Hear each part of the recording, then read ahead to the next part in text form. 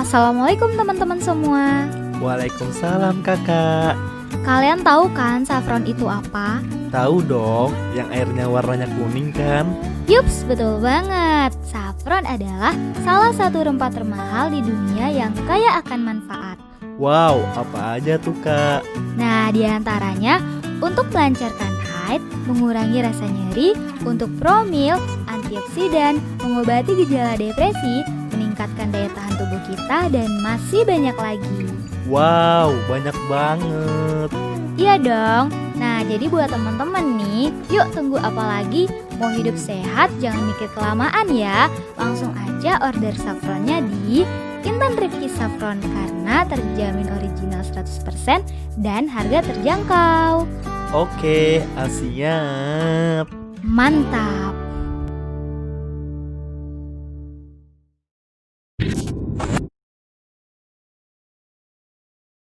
Assalamualaikum warahmatullahi wabarakatuh.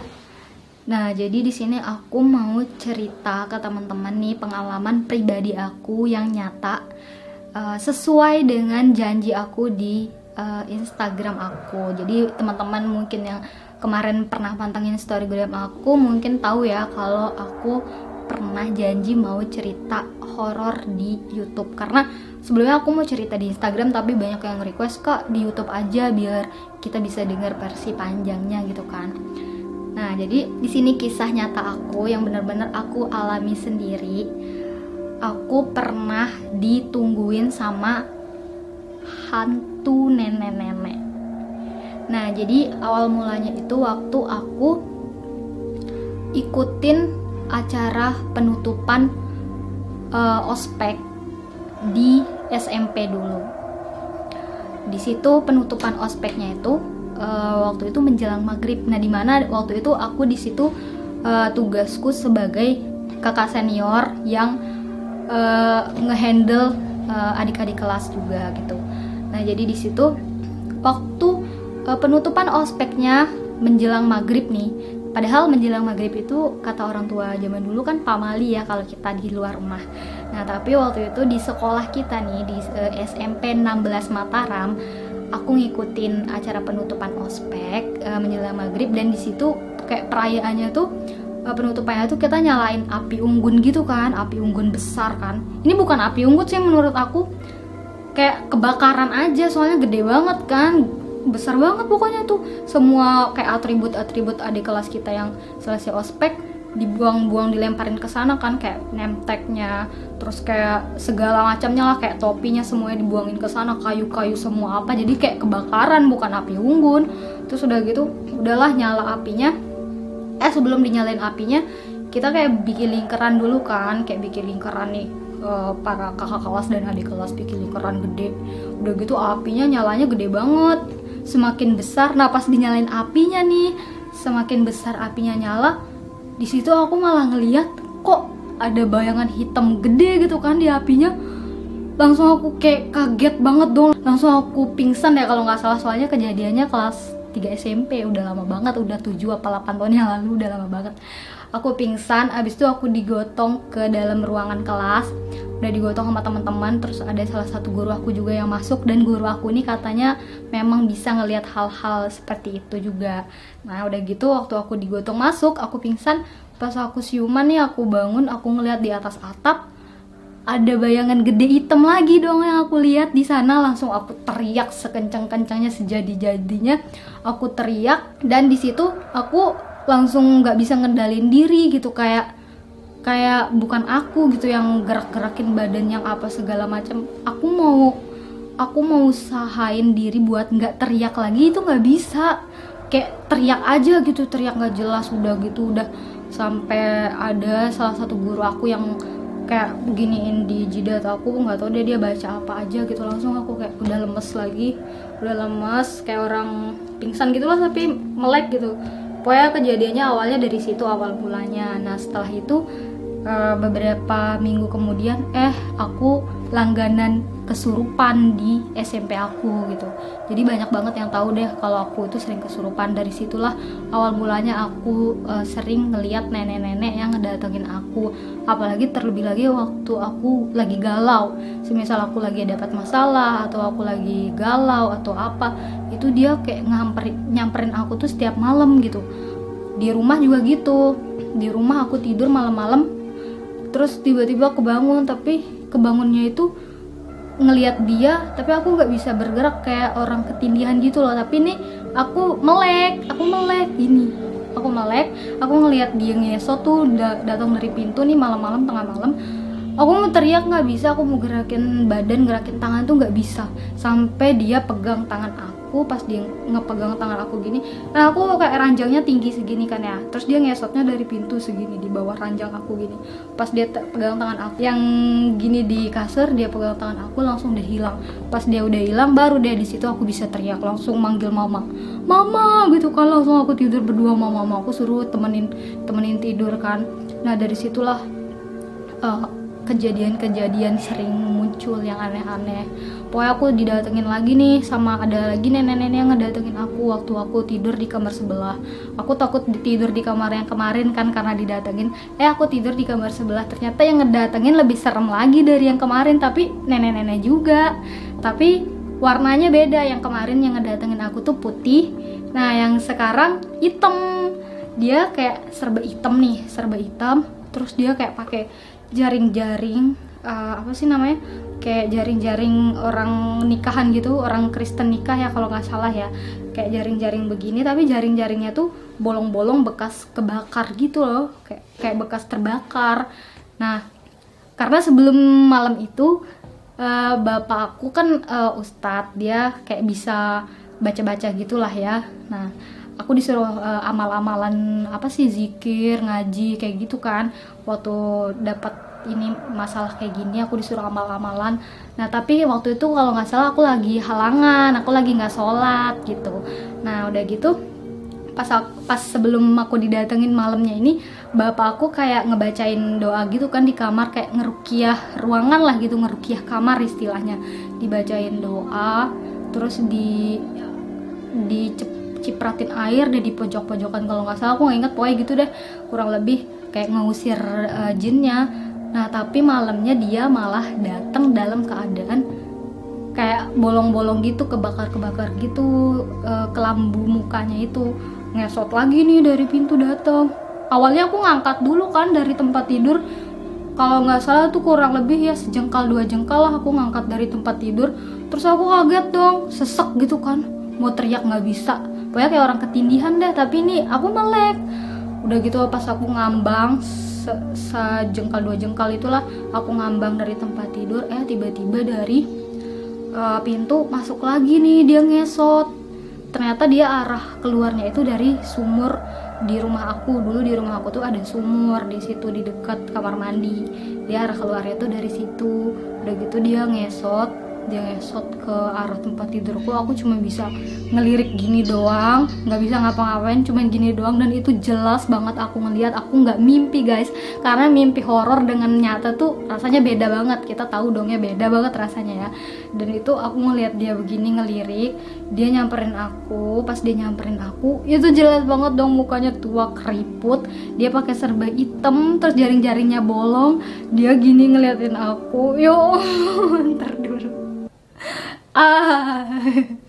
aku ceritanya sambil ini loh, gemeter karena ngebayangin waktu itu kan. Jadi pas dia ngelihat muka aku kayak gini, dia langsung nutupin aku kan di dalam hati langsung nyebut gitu kan, langsung baca 3 kul tuh, pokoknya 3 kul yang aku baca dalam hati tuh. Udah aku baca, terus dia kayak baca mantra gitulah, aku nggak paham dia baca apa. Intinya dia kayak bisik di telinga aku, dia bilang gitu, aku nggak paham dia ngomong apa. Udah gitu kan dia sambil tutupin aku pakai kain hitam transparan, tapi kan hitam transparannya ini bolong-bolong juga sama kayak jaring-jaring yang dia pakai. Dia tutupin aku, pas dia tutupin sampai muka, langsung deh aku bisa bergerak lagi, dan udah tiba-tiba dia hilang. langsung deh aku panggil mamaku. Dari mulai situ aku minta sama mama aku kalau aku tidur ditemenin setiap malam gitu, jangan tinggalin aku sendiri gitu. Setelah kejadian itu aku tetap tidur sama mama aku berdua, karena waktu SMP kan aku udah pisah tidur kan sama mamaku, tapi waktu kejadian ini aku tidur lagi berdua sama mamaku. Nah dari situlah aku mulai diruqyah lah. Awalnya disuruh amal-amalan dulu kan, ternyata nggak mempan, mungkin jinnya terlalu kuat apa gimana kan. Tapi kalau aku lagi datang bulan dan aku lupa sama zikir apa amalan dan sebagainya, lagi datang bulan tuh cepet banget dia datang lagi gitu. Waktu ngedaki, padahal ini udah lama banget loh aku nggak didatengin sama jin nenek-nenek ini, hantu nenek-nenek. Aku udah lama banget nggak didatengin sama dia. Aku pikir kayak oh mungkin udah hilang gitu kan, udah kalah gitu kan sama doa-doa. Ternyata waktu aku mendaki ke Gunung Rinjani, nah waktu mendaki ke Gunung Rinjani itu aku sholat, dalam keadaan sholat, maksudnya nggak haid gitu kan. Nah waktu aku mendaki ke Gunung Rinjani, di situ aku dalam keadaan tidak lagi halangan. Nah waktu aku turun dari Gunung Rinjani, kita mampir dulu kan ke danau Segara Anak kalau nggak salah namanya, Segara Anak. Nah waktu kita berkemah di situ malamnya aku dapet dong, tiba-tiba aku dapet.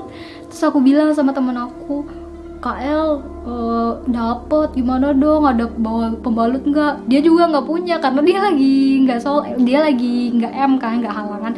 Ya udah kita keliling deh cari itulah, nggak usah ceritain itunya lah ya.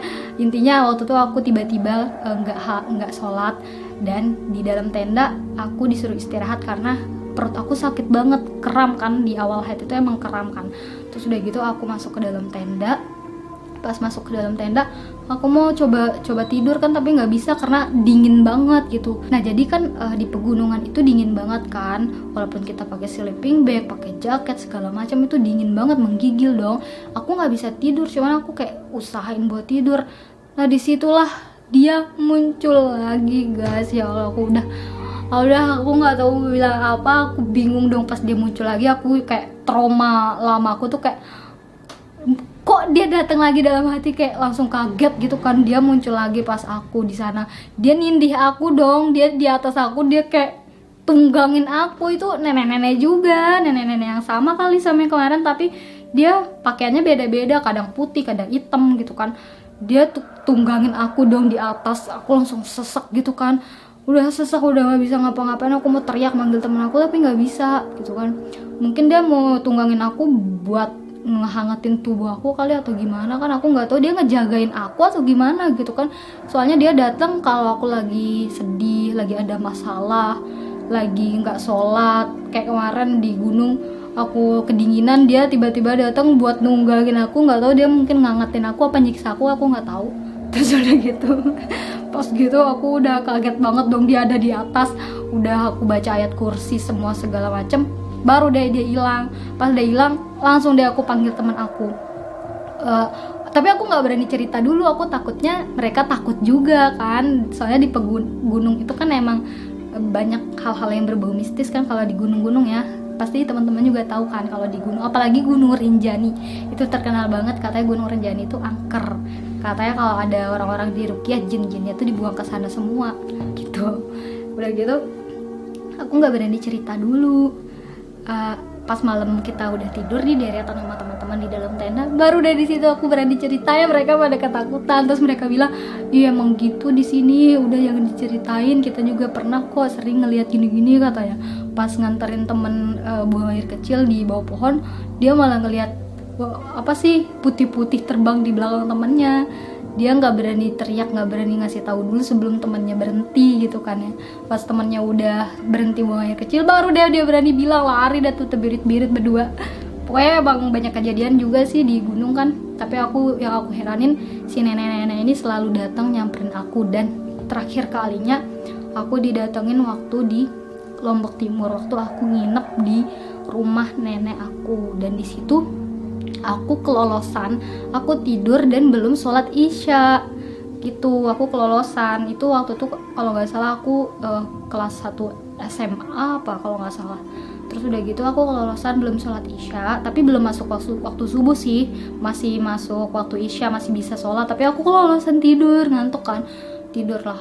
Udah gitu kebetulan nih rumah nenek aku di dekat kuburan, cuman lalang 2 rumah doang, habis itu di sampingnya kuburan warga situ. Udah gitu suara anjing, kalau di Lombok Timur tuh anjing kan banyak banget kan, sama kayak di Mesir banyak banget, pokoknya di Lombok Timur tuh banyak anjing. Kalau malam tuh selalu ngegonggong yang kayak film-film hantu gitu. Udah gitu pas aku tidur, aku tuh paling nggak bisa tidur kalau mati, semua lampu tuh mati, aku nggak bisa. Makanya kalau aku tidur harus ada lampu apapun yang nyala satu, asalkan bukan lampu kamar sih, misalnya kayak lampu kamar mandi lah, atau lampu TV lah, atau lampu luar gitu, harus ada yang nyala deh pokoknya. Tapi waktu di rumah nenek aku ini semua lampu dimatiin, dan yang nyala cuman lampu tempel zaman dulu itu kayak gitu. Tapi itu nyalanya kecil banget, soalnya pakai api kayak lilin gitu loh, kecil banget, pokoknya gelap banget deh. Nah pas aku tidur di situ, tiba-tiba dia datangnya dari atas kepala aku dong. Ya Allah, nggak tahu dia udah datang dari segala macam arah, udah dari samping lah ngesot, udah tunggangin dari atas lah, sekarang dari atas kepala aku dong. Kayaknya pernah aku ceritain deh di vlog yang dulu, di video yang sebelumnya, mungkin yang pernah nonton tahu ya. Jadi dia datang dari atas kepala aku gini, dan dia yang datang ini putih. Sekarang putih nih, bukan hitam lagi. Kenapa selalu hitam dan putih gitu ya? Saya bingung, mungkin yang putih ini baik, yang hitam jahat, atau dia berubah kostum satu orang apa gimana, aku nggak tahu ya. Udah gitu dia datang pakai serba putih, rambutnya juga ubanan putih panjang banget. Terus udah gitu dia datang dari atas kepala aku begini, terus aku ngeliat begini dong, langsung kayak aduh nggak bisa ngapa-ngapain. Pokoknya setiap aku ngeliat kayak gitu aku kayak diikat loh tangannya. Ini bukan ketindihan, soalnya kalau ketindihan kata orang kita nggak bisa melek juga ya, nggak tahu deh. Pokoknya itu deh, aku ngelihat dia langsung aku nggak bisa ngapa-ngapain. Aku setiap kayak gitu aku langsung baca-baca di dalam hati, langsung aku baca dia pas aku baca ayat kursi 3 kul di dalam hati, dia malah bilang gini di atas kepala aku, dia ngomong gini, jere katanya. Aku bingung dong, jere apaan, jere gitu kan. Terus udah gitu aku baca terus itu benar-benar aku sesek banget, kayak ditindih gitu kan. Udah berhasil aku baca, dia menghilang. Abis itu aku lari ke bapak aku bilang, "Pak, aku digangguin lagi, kayak datang lagi dong dia kayak gini-gini, bentuknya nenek-nenek," aku bilang. Terus bapak aku kayak berusaha buat bikin aku nggak takut, katanya mungkin itu almarhum nenek kamu, mungkin itu almarhumah nenek kamu yang datang, mungkin dia lagi kangen sama cucunya, katanya gitu kan. Terus udah gitu aku bilang enggak, dia itu kayak nenek-nenek yang sebelumnya gitu kan. Terus bapakku nanya, "Kamu udah sholat isya belum?" katanya. "Belum," aku bilang gitu. "Lah pantas kamu didatengin sholat sana," ada gituin. Langsung aku ditemenin wudhu kan ke kamar mandi. Pas selesai sholat langsung bapakku bilang, sebelum tidur tuh usahakan baca 3 kul sama ayat kursi, terus kayak mandi ayat gitulah, kita usap-usap ke badan gitu biar barang-barang yang kayak begitu tuh nggak bisa nyamperin kita lagi gitu kan. Tapi anehnya aku ngelihat mereka tuh waktu lagi nggak sholat, lagi lalai dalam sholat, maksudnya lagi ninggalin sholat gitu, terus sama lagi dapat masalah gitu. Dia datangnya waktu aku lagi ada masalah sama lalai sama sholat aja gitu. Mungkin dia baik, mau ngingetin aku, mau ngebangunin aku buat sholat atau gimana, aku nggak tahu ya. Jadi dia tuh sering banget ya datang waktu aku lagi ada masalah sama aku lalai gitu doang. Makanya aku bilang aku dijagain hantu nenek-nenek. Mungkin dia baik juga sih, tapi caranya kayak gitu nyiksa banget kan. Dia nindih aku sampai sesak kan, pokoknya nggak enak lah. Tapi setelah itu waktu aku udah di ruqyah pakai ayat-ayat gitu kan, udah deh, waktu aku udah rajin sholat, rajin ngaji, udah semua udah hilang, alhamdulillah. Sampai sekarang aku udah nggak pernah didatengin lagi sama yang namanya hantu nenek-nenek itu. Kalau nggak salah aku didatenginnya itu kurang lebih ya 5 kalian lah, 5 kali apa 6 kali gitu aku didatengin sama hantu berwujud nenek-nenek ini gitu. Jadi alhamdulillah sekarang aku udah nggak lagi, karena kita mengamalkan yang namanya sholat 5 waktu, terus ngaji. Karena dulu aku jujur sebelum hijrah emang sholat aku bolong-bolong banget guys, parah banget. Waktu SMP tuh parah, aku bolong-bolong, bisa dibilang sholatnya waktu zuhur, asar, maghrib sama subuh doang. Jadi suka bolong gitu. Jadi waktu udah rutin sholat, rutin ibadah lah intinya kan, ngejalanin kewajiban, alhamdulillah dia udah nggak datang lagi. Mungkin dia baik ya, jadi dia kayak ngingetin aku lah gitu ya, tapi caranya ya kayak gitulah, dia punya cara tersendiri lah nih jin-jin ini. Udah habis gitu, jadi hikmah yang dapat kita petik dari sini, buat teman-teman mungkin ada yang gangguan jin juga, kalau bisa ya caranya itu memang harus rajin ibadah, rajin ngaji, rajin baca-baca, rajin sholat, apalagi nggak usah sampai bolong. Itu insya Allah kita udah terbebas lah yang namanya gangguan-gangguan jin semacamnya itu. Nah jadi buat teman-teman yang mungkin merasakan juga, jangan bolong-bolong ibadahnya. Gitu aja sih saran dari aku, karena aku pribadi ngalamin sendiri. Gitu teman-teman, jadi ini tuh ceritanya bukan fiksi ya, tapi fakta yang sesuai yang saya alami sendiri. Jadi kalian mungkin bisa bayangkan kayak bagaimana. Ya begitulah, semoga bisa diambil hikmahnya ya teman-teman semua. Jadi terima kasih buat kalian semua yang udah nonton sampai habis. Semoga bisa dipetik hikmah dari cerita ini. Syukran li musyahadatikum wa ilal liqa. Wassalamualaikum warahmatullahi wabarakatuh.